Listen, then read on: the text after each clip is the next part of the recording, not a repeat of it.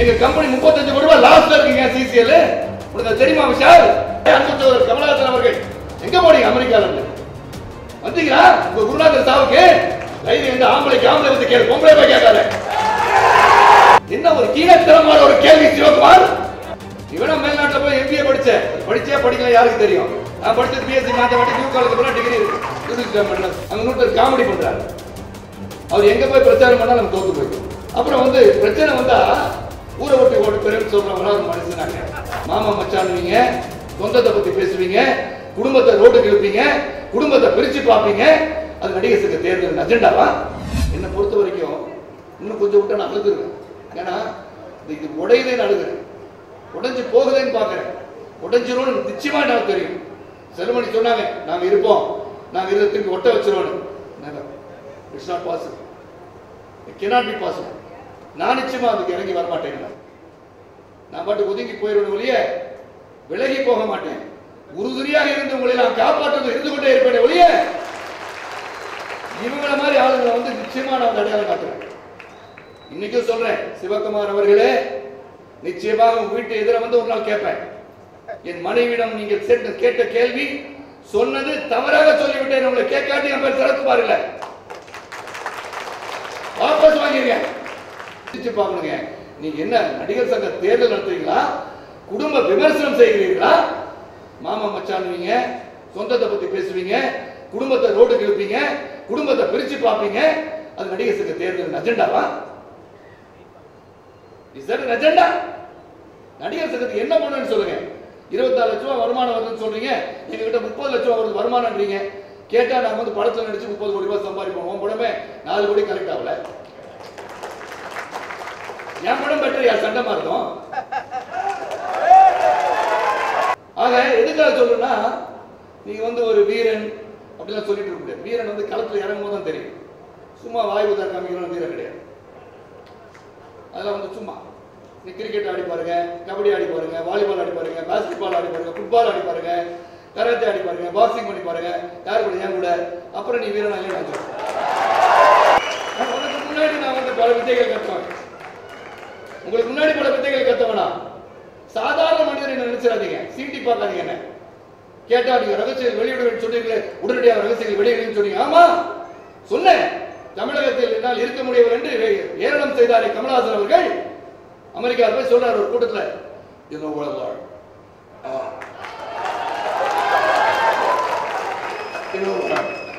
they have chased me out of Tamil Nadu. Will you take me to America? Yes, yes. உங்களை எடுத்துக்கோ. எங்க அமெரிக்காவில் போய் தமிழகத்தை இழிவுபடுத்திக் கொண்டிருக்கிறார். தமிழகம் என்னை துரத்தி விட்டது என்று சொல்கிறார். மாண்பு முதலமைச்சர் புரட்சி தலைவரை பற்றி ஏளனம் செய்கிறார் தமிழகத்தை பத்தி அங்க. அப்புறம் வந்து பிரச்சனை வந்தா ஊரை ஒட்டி ஓட்டு பெருன்னு சொல்றவங்க ஒரு மனுஷனாங்க. வீரன்னா இருந்து பாருங்க, சோதனை வேதனை கடந்து சாதனை படைப்பவன் மனிதன் அவன் வீரன். உடனே ஒப்பாரி வச்சு அழகு, உடனே எல்லாரும் ஓடி போய், ஐயோ கமல் சார் ஓடிராதீங்க சார், ஐயோ நீங்க ஒரு ஓடிராதீங்க சார், நீங்க ரொம்ப முக்கியம் சார், கலை உலகத்து நீங்க தான் பிரம்மா சார். எல்லாரும் நடிகங்க தான், எல்லாருக்கும் நடிக்க தெரியும். எல்லாரும் ஒரு மேடையை கொடுத்து நடிக்க சொன்னா எல்லாரும் தான் நடிப்பாங்க. அது டைரக்டர் கையில் இருக்கு. அந்த நடிகரிடம் என்ன இருக்கிறது வெளியே கொண்டு வருவது டைரக்டரோட வேலை. உங்களுக்கு கிடைச்ச டைரக்டர் சார் வைத்து நீங்க நடிக்கிறது வந்து நடிப்பா தெரிஞ்சிருக்கலாம்.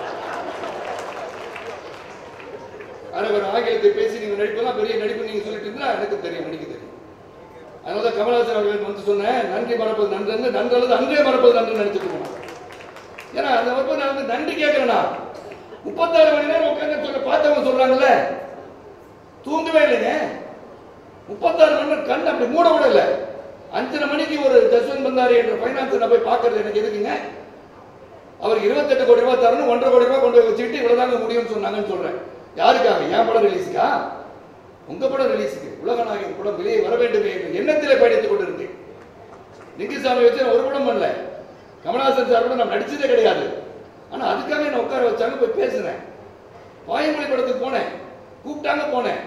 அங்க நான் வந்து துவேஷம் காட்டவில்லை. அது விஷாலோட படம் எதுக்காக போகாம இருந்தேன்னா சொன்னாங்க, ஒரு டிஸ்ட்ரிபியூட்டர் மட்டும் ரிலீஸ் பண்ண மாட்டேன்னு சொல்றாரு, மற்ற டிஸ்ட்ரிபியூட் பண்ண கொடுக்குறாங்கல்ல, ரிலீஸ் பண்ணுங்கன்னு சொல்லிட்டு போனேன். போறதுக்கு முன்னாடி விஷால் வந்து 10 போன் போட்டுட்டு இருந்தார், பார்த்தேன்.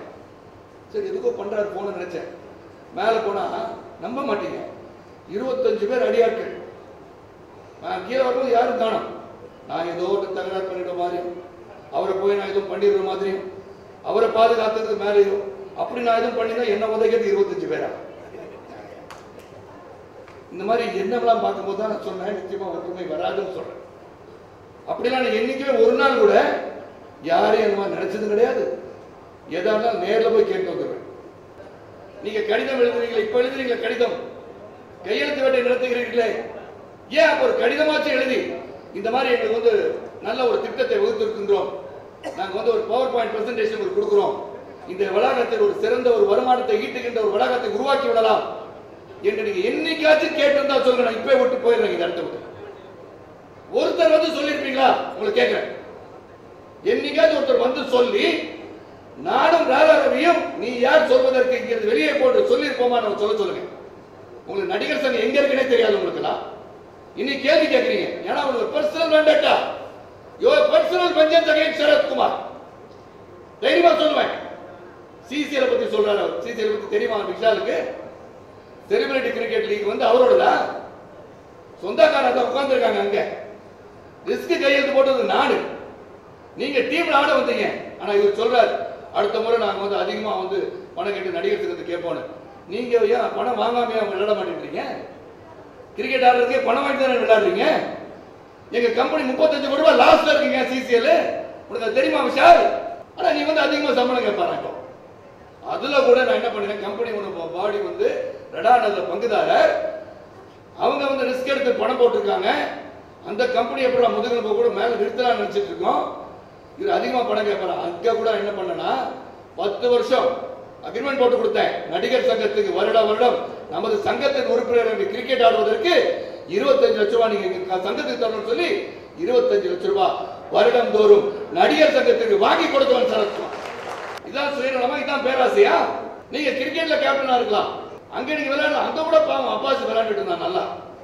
உனக்கு கிரிக்கெட்டே விளையாட தெரியாது. உனக்கு உண்மையா சொல்றேன், இது வரைக்கும் நான் பேசுவான். உனக்கு கிரிக்கெட் பேட்லாம் தெரியுமா? பார்த்திருப்பியா? கிரிக்கெட் விளையாடுற கேப்டன் நீ போனா போதும் உன்னை வந்து ஆக்கிட்டாரு உங்க முதலாளி. அதனால நீ பெரிய கேப்டனோட ஒரு பெரிய கேப்டன். நான் தான் கேப்டன். அதே அந்த டீம் வச்சுட்டு தான் இங்க நிக்கிறாரு. அன்னைக்கு அந்த டீம் மட்டும் தான் இங்க நிற்கும். அவர் விக்கெட் கீப்பர் கூட நிற்பாரு, ஃபாஸ்ட் பவுலர் கூட நிற்பாரு, ஓப்பனிங் பேட்ஸ்மேன் கூட நிற்பாரு. ஆனா அவன் கூட வந்து கலைகுலம் நிற்கிறதா நலிந்த நாடக கலைஞர் ஒரு பக்கம் நிற்கிறார்களா? சிந்தித்து பார், ஏன் நிக்கல? இப்ப போறாரு. இன்னைக்கு உண்மையில ரொம்ப வலிக்குது எனக்கு. நீங்க இவ்வளவு நாள் எந்த ஒரு நிகழ்ச்சியும் வந்தது இல்லையே. இந்த நிகழ்ச்சி வந்தீங்க. அன்பு சகோதரர் முரளி அவர்கள் என்னுடைய சேர்த்து உறுப்பினராக இருந்து மறைந்தாரு. எவ்வளவு பேர் வந்தீங்க கேட்டா, ராதாரவி அவர்கள் தேனாம்பேட்டையில் சாவுக்கு போவாரு, கோடம்பாக்கத்தில் சாவுக்கு போவாரு, அவர் வெட்டியான் வேலை பண்ணி வெட்டியான் என்ற அன்பு சகோதரர்களை இழிவுபடுத்தியிருக்கிறார். போனா போதும் சும்மா இருக்காங்க. என் அன்பு சகோதரர் வெட்டியானுக்கு கிடைத்த சேர்ந்த சகோதரர்கள் அமைதி காத்து வருகிறார்கள். இன்னைக்கு அவர் மேல ஒருத்தர் கேஸ் போட்டாங்கன்னா இட்ஸ் நான் பேலபிள் அஃபென்ஸ் மிஸ்டர் விஷால். அதான் ஸ்ரீசேகரம் காதுல ஓதுறாரு அந்த வீடியோல. டோன்ட் சே நினைச்சோம்னா நாளைக்கு கேஸ் போடுவேன் நான். ஒரு இனத்தை நீ பரிகாசம் செய்திருக்கிறாய். வெட்டியான சாதாரண ஒரு இதா? இறுதி சடங்கை செய்பவர் அவர், நமக்கு மரியாதை கொடுத்து அனுப்புபவர் அவர். நீ வெட்டியான இழிவுபடுத்துற. நீ ஒரு மனிதனா? கடைசியில் இறுதி யாத்திரை போய் நீ பார்த்துருந்தா தெரியும். இதே நடிகர் திலகம் அவர்கள் என் கையால தூக்கி வச்சிருக்கேன். கே பாலச்சந்தர் முன்மொழிந்திருக்கிறாரே, நாசர்களுக்கு முன்மொழிந்திருக்கிறாரே, அன்பு சகோதரர் கமலஹாசன் அவர்கள் எங்க போனீங்க? அமெரிக்கால இருந்து வந்தீங்களா? உங்க குருநாதர் சாவுக்கு வந்தீங்களா கேட்கிறேன். 15 லட்சம் ரூபாங்க. அமெரிக்கால இருந்து ஃபர்ஸ்ட் கிளாஸ் வந்து திரும்பி போயிருக்கலாம். குருநாதர் அழைத்துக் கொண்டிருக்கிற அமெரிக்காவில் வந்து குருநாதர் பார்க்க முடியல. நீங்க முன்மொழிவீங்க, நான் வேடிக்கை பார்த்துட்டு இருக்கோம். கேட்டா கமலஹாசரை திட்டுவதற்கு, கமலஹாசரை பற்றி பேசுவதற்கு அருகதை இல்லைன்னு யார் சொல்றா? கார்த்திக். உங்களுக்கு என்ன அருகதை இருக்கு? You have any experience? Can you match the experience of Sarath Kumar? Can you match the intelligence of Sarath Kumar? Can you come to one-to-one demand with Sarath Kumar? Which topic do you want? என்ன பேச வரீங்க கிட்ட? ஏதோ சும்மா அமைதியா போறான், சும்மா வந்து சீடி பார்த்துட்டு நானும் பார்த்துட்டு தான் இருக்கேன். ஒரு கீழத்தனமான ஒரு கேள்வி என் மனைவி பார்த்து கேட்கிறார். யார் கேட்கிறாரு? சிவகுமார் அண்ணன் ஒரு வார்த்தைக்கு ஒருத்தர் சிவகுமாரன் சொல்றவங்க கேட்கிறாரா, என்ன கேட்டிருக்கா தெரியுமா? வேதனையா இருக்குங்க. அன்னைக்கு என்னுடைய கோபத்தை அடக்கி கொண்டு இருந்தேன். என் மனைவியை பார்த்து கேட்கிறாரு, ஏமா உங்க கணவன் வந்து படம்லாம் எடுத்து உன் சொத்தெல்லாம் அழிச்சுட்டாராமே கேட்கிற கேள்வியாங்க. அப்படிப்பட்டவளா சரத்குமார்? என் சொத்தை எழுதி கொடுத்து என் மனைவி சிறப்பா வாழ நினைக்கிறவங்க நானு. போகும்போது ஒரு பைசா சொந்த பந்தம் நல்லா இருக்கணும், உறவுகள் நல்லா இருக்கணும், நண்பர்கள் நல்லா இருக்கணும். கொடுத்தவங்க நான் தான் உண்மையான கர்மை. கேட்கிறீங்க கேள்வி, நேரா வீட்டுல போய் கேட்டிருப்பேன். சிவகுமார் பார்த்து பேசுங்க சொல்லிருப்பானுக்கு. அக்கா அண்ணன் அண்ணன் கூப்பிட்ட ஒரு மரியாதையாக விட்டானுங்க அவரை. நான் போய் கொண்டாடி சொத்தை வித்துவனா, விக்கிற அருகர் என்ன பண்ணுவனா, கேவலமான மனிதனா? உடலில் வலிமை இல்லையா? 61 வயசுல 25 வயசு பையன் நேருக்கு சந்திக்கக்கூடிய தைரியம் கேவலமான பேச்சு. வாயை பொத்திட்டு இருக்கணும். நானு சீனியர் நடிகர், மூத்த கலைஞர் என்று வாயை பொத்திட்டு நான் உட்கார்ந்து இருக்கணும். ஐயோ பெரிய மனுஷன், அவரை பத்தி பேசக்கூடாது. என்னமா உங்க சொத்தெல்லாம் வித்து நீ வந்து அவன் கொடுத்துட்டியாம? என்ன ஒரு கீழத்தரமான ஒரு கேள்வி சிவகுமார். தைரியம் என்ன வந்து கேளு. ஏப்பா என்னோட தங்கச்சி சொத்தெல்லாம் வித்துட்டியாம கேளு. ஏன் முன்னாடி போய் கேட்கற? தைரியம் எந்த ஆம்பளைக்கு ஆம்பளை வந்து கேளு, பொம்பளை போய் கேட்காத. அவரோட மகன் காத்து எந்த பக்கம் இருக்குன்னு தெரியல அவருக்கு. என்ன பத்தி பேசுறீங்க? அப்புறம் நான் வாயை பொத்திட்டு இருக்கணும், சும்மா இருக்கணும். நான் எனக்கும் கோபம் வரும், கெட்ட வார்த்தை மட்டும் எனக்கு வராது, ரவி மாதிரி. அதுக்கப்புறம் கார்த்தி ஒன்று சொல்வார், ஐயோ அது எங்க போச்சுன்னு தெரியல, நான் வந்தேன் இலங்கை போராட்டத்துக்கு வந்தேன், திடீர்னு காணா போச்சு இந்த பில்டிங். அப்படி அந்த பக்கமே வரல, இப்ப ஏன் வரீங்க? நீ வேணா மேல்நாட்டில் போய் MBA படிச்சே படிக்கல யாருக்கு தெரியும். நான் படிச்சது BSc mathematics, new college degree இருக்கு. இந்த ஒபாமா வந்து எனக்கு ரொம்ப பிடிச்ச ஒரு தலைவர் அப்படின்னா உலகத்துல ஒபாமா. அந்த ஒபாமா வந்து மாற்றம் என்று சொல்கின்ற அந்த வார்த்தையை, சேஞ்ச் என்ற வார்த்தையை சொல்வதற்கு முன்பு ஒரு மனிதன் சொல்லியிருக்கிறார் என்று சொன்னால் அது சுப்ரீம் ஸ்டார் சரத்குமார் தான். நீங்க என்ன மாற்றத்தை கொண்டு வரீங்க இது வரைக்கும் சொல்லியிருக்காங்களா? நல்லா யோசனை பண்ணி பாருங்க. ஒரு மாற்றம் வரலாங்க. அந்த மாற்றம் என்று சொன்னால் நீங்க பழைய வீட்டில் இருப்பீங்க, பழைய வீடு இடிஞ்சு விழுந்த பிறகு அப்புறம் ஹாஸ்பிட்டல் 4 பேர் தூக்கிட்டு போன பிறகு அப்புறம் நீங்க வந்து கட்டு வைக்கலாம். நீங்க கேள்வி எப்படி கேட்டீங்க? முதல்ல நேரடியாக வந்து சந்தித்து கேட்டீர்களா? இல்ல எங்க அக்கா சொல்லி கூப்பிட்டு இருக்கீங்க, என் மனைவியை பல முறை விருந்துக்கு சென்றிருக்கிறாரே, வீட்டுக்கு வந்து கேட்டீங்களா? அண்ணனை பார்க்கணும், அண்ணன் பேசணும், என்ன ஒப்பந்தம் என்ன கேட்கல. ஆனா உங்களுக்கு பூச்சிமுருகன் மீது நம்பிக்கை இருக்கிறது. ஆனால் சரத்குமார் என்ற 33 ஆண்டு காலம் இங்க இருந்து கொண்டிருப்பதற்கு உங்களுக்கு நம்பிக்கை கிடையாது. என்ன வந்து கேள்வி கேட்கவும் இல்லை. ஆனா இப்ப தேர்தல் அறிக்கையில் சொல்றீங்க பூச்சிமுருகன் கேஸை வாபஸ் வாங்கினா நாங்க வந்து ஒப்பந்தத்தை ரத்து செஞ்சிருவோம். அப்ப பூச்சிமுருகனை கட்டுப்படுத்தி வைத்து கேஸை போட சொன்னது நீங்க, கட்டணம் கட்டாம இருக்கிறது காரணம் நீங்க வந்து வாக்காளர் செஞ்சுட்டு வாக்கு கேட்க வருவீங்க. சிந்திச்சு பார்க்கணும் அன்பு சகோதர சகோதரிகளை. என்ன குற்றம் உங்களுக்கு? இதுதான் என்ன சொல்ல வரீங்க? உங்க நோக்கம் என்ன? BSc பட்டதாரி நான், கணிதம் படித்தவன் தான் நான். ஆனா சைக்கிள்ல போய் பேப்பர் போட்டிருக்கீங்க பெங்களூர்ல. ஆக உழைப்பை பற்றி நல்லா தெரியும். உழைச்சிருக்கேன் இந்த சங்கத்துக்காக, கடினமா உழைச்சிருக்கேன். வேதனையா இருக்கு. இப்போது ஊழல் குற்றச்சாட்டை வைக்கும் போது வேதனையாக இருக்கிறது, வலிக்கிறது. 60 கோடி ரூபாய் வாங்கிட்டேன்னு சொல்றாங்க. எடுத்த 3 படத்தை 15 கோடி ரூபாய் லாஸ். இங்க ஒரு பத்திரிகையாளர் சொல்றாரு, ஒரு மெம்பர் இல்லாம நான் மெம்பர் இந்த மேடையில. அதான் சொல்றேன், ஒற்றுமை வராது. ஏன் சொல்றேன்னா, ஒரு நான் மெம்பரை கூட்டி நிக்க வச்சு என்னை பற்றி அவதூறு பேச வைக்கிறீர்கள். அது உங்களுக்கு வலிக்கலையா? 33 வருஷம் இந்த இண்டஸ்ட்ரியில் இருக்கேன், 33 வருஷம் இந்த கலைத்துறையில் இருந்து சேவை செய்து ஏழை எளிய மக்களுக்கு துன்பம் என்ற போது பக்கத்தில் போய் நின்று இருக்கேன், உதவி பண்ணியிருக்கேன், சர்வீஸ் பண்ணியிருக்கேன். என்ன பார்த்து நீங்க கேட்கிற கேள்வி எதுவா? இதுதான் நான் சம்பாதிச்ச பேரா? அப்ப நீ சொல்வதில் ஏதாச்சும் உண்மை இருக்கிறது. அவரை கூப்பிட்டு வச்சு இதே மேடையில் அங்க நின்று பேசுறாரு. அவரு சொல்றாரு, நான் இவ்வளவு கொடுத்தோம், நாங்க வந்து ரவி வந்து பேசினாரு, காலையில 7 மணிக்கு ஓடி வந்தாரு, ஓடி வந்தோடனே அதெல்லாம் வந்து நான் சொன்னதெல்லாம் செஞ்சாரா? என்னங்க இதே அவர் வேற யாராவது இந்த மேடையில் வந்து அப்படி அவர்களை பற்றி பேசியிருந்தா அவர் முதல்ல கீழே இறக்குன்னு சொல்லியிருப்பேன். யாரை கூப்பிட்டு எங்க என்ன பேசுறீங்க? அதை பத்தி இங்க கருணாகரன் தயாரிப்பாளர் பேசினார் உங்களிடம், அவர் மேலே பெரிய குற்றச்சாட்டு. அதை பத்தி நான் பேச விரும்பல, அது அப்புறம் பார்த்துக்கலாம் தேர்தல் முடிஞ்ச பிறகு. இங்க இந்த சங்கம் பாரம்பரியம் மிக்க ஒரு சங்கம். இங்க ஒரு பக்கம் பாண்டவர் அணின்னு சொல்றாங்க, பாண்டவன் சொல்றதே தப்பு. ஏன்னா நீங்க அந்த பாண்டவர்களை அவமதிக்க கூடாது. பாண்டவர்கள் நீங்க பேரை வச்சுக்க கூடாது. முதல்ல பாண்டவர்கள் 5 பேர் இல்லையா? நாங்க 29 பேர் இருக்கோம்.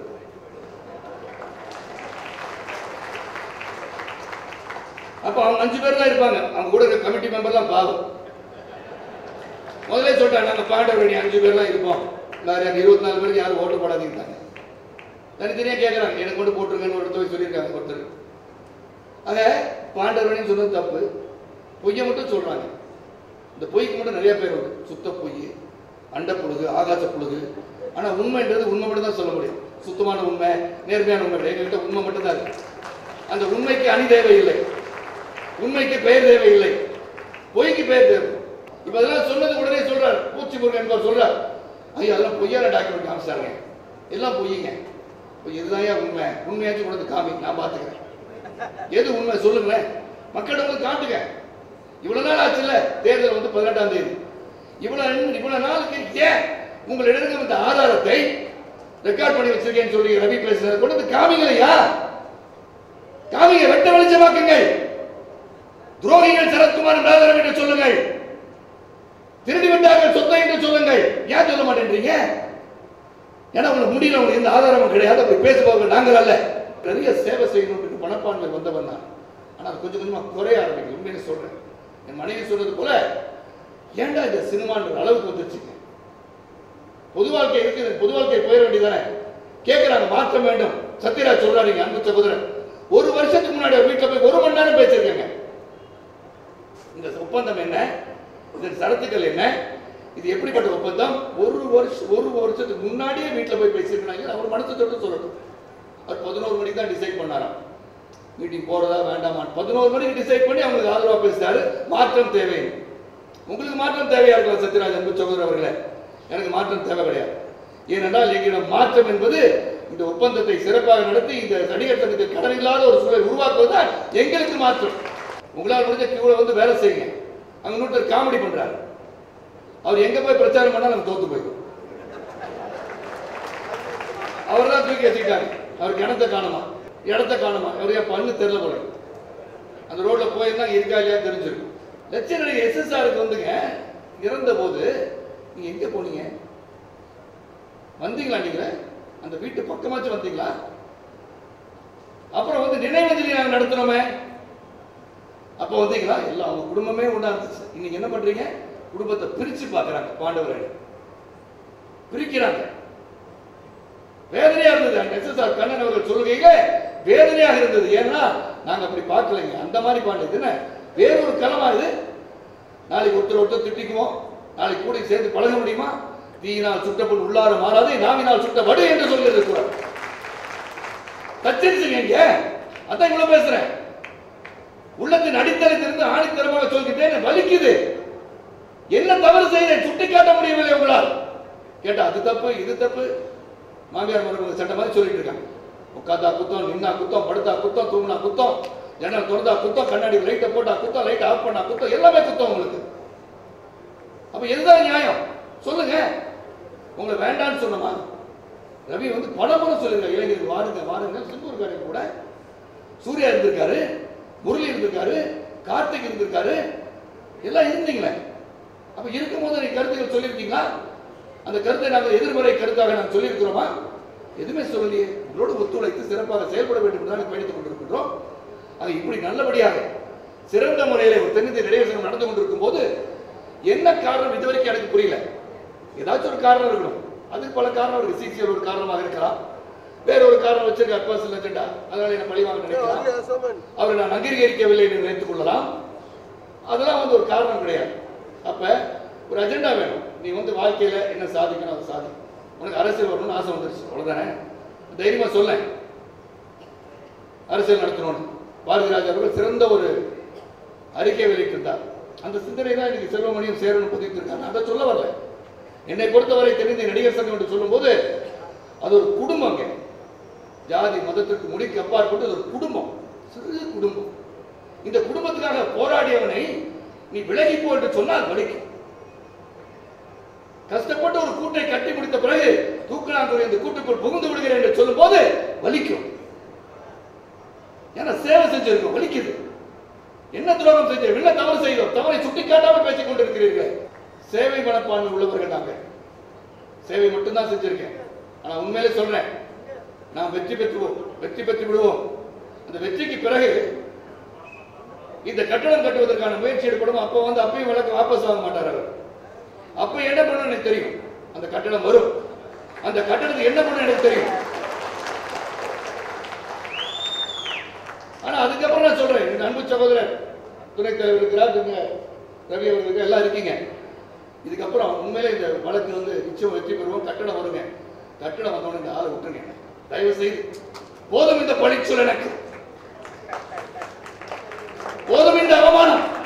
என்றும் இன்றும் சொல்கின்றேன், என் இறுதி யாத்திரை நடிகர் சங்க வளாகத்தில் இருந்தால் சொல்லப்பட்டு சொல்லி விடைபெறுகின்றேன். நன்றி, வணக்கம். இந்த